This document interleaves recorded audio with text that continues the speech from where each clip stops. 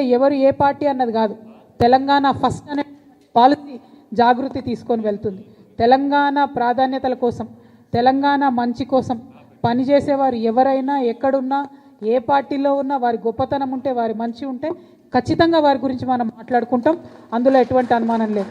ఇవాళ ముచ్చర్ల సత్యనారాయణ గారు లాంటి ఉద్యమకారులు అనేక మంది తెలంగాణ రాష్ట్రం వచ్చిన తర్వాత కూడా 10 సంవత్సరాలుగా విస్మరణకు గురైనటువంటి మాట వాస్తవం, అత్యంత బాధాకరం.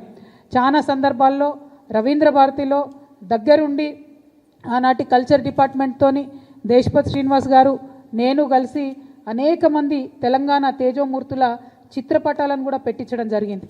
చాలా మందివి అఫీషియల్గా జయంతులు వర్ధంతులు నిర్వహించేటటువంటి ఒక సాంప్రదాయానికి తొవ్వలు వేయడం జరిగింది. కానీ ఇప్పటికి కూడా ఒక ఆడబిడ్డగా, ఒక ఉద్యమకారుడిగా నాకుండేటటువంటి బాధ ఏంటంటే ఇంకా కూడా ట్యాంక్ బండ్లో మన తెలంగాణ వాళ్ళ విగ్రహాలు లేవు.